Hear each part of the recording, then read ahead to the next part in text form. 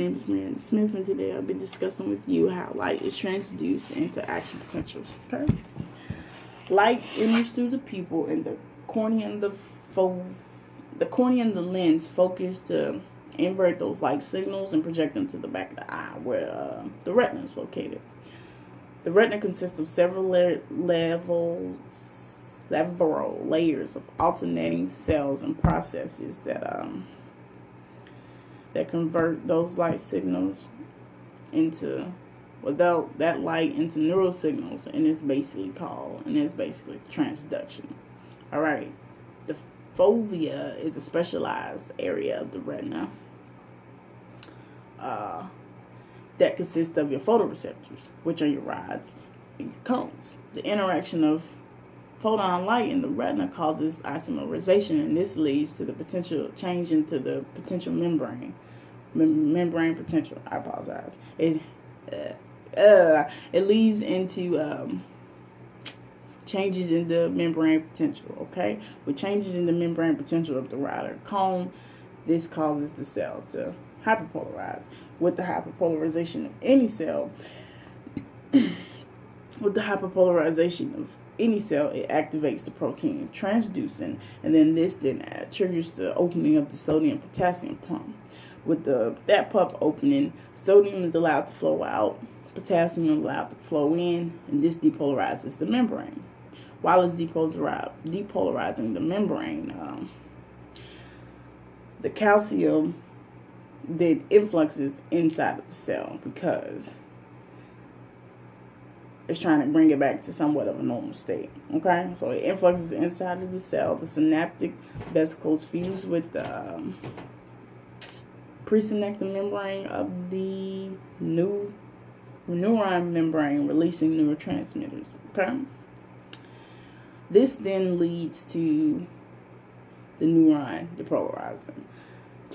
There are two types of postsynaptic receptors. One being the excitatory postsynaptic potential and this is after releasing of the neurotransmitters molecules, and the second would be the inhibitory postsynaptic receptors, and that leads to the hypolarization of a neuron. Okay. Rods and cones will excite the bipolar cells that are located directly underneath them, which in turn excites ganglion cells. Ganglion cells collect visual information from the bipolar cells and endocrine cells and transmit it to the brain through their axon to the brain. Okay? With those cells exciting the ganglion cells, the neighboring cells occur in the exact same process. Okay, then those cells excite the horizontal cells located inside the retina.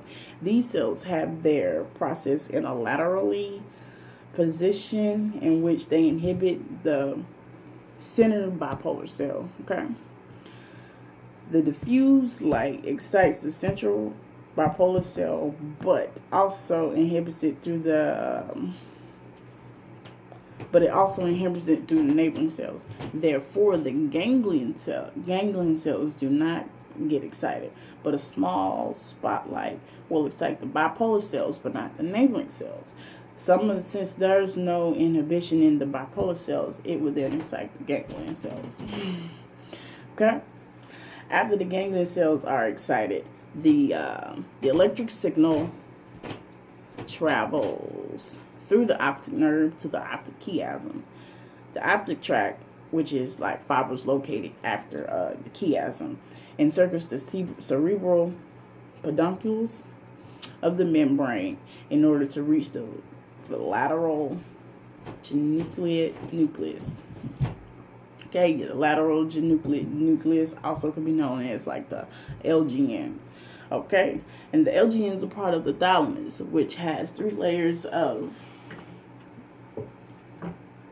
that receives information input from the left eye, and 3 layers of input that receives information from your right eye. And some of the optic tract axons synapse into the LGN, which is your lateral genucleate nucleus. Okay. Neurons in the LGN send their axons through the optic radiations of the primary visual cortex Upon reaching the primary visual cortex, the axons terminate in a sublayer of the cortex. Some of the layers of the primary, well, just about all of the layers of the primary cortex can be subdivided into 50 layers, and then those layers can be subdivided into even more layers, okay? When the signal is transmitted into the upper layer of the cortex, the info from the eyes, the information from the two eyes are then mixed to create a binocular vision, and then this basically just gives you somewhat of a good vision. Yeah.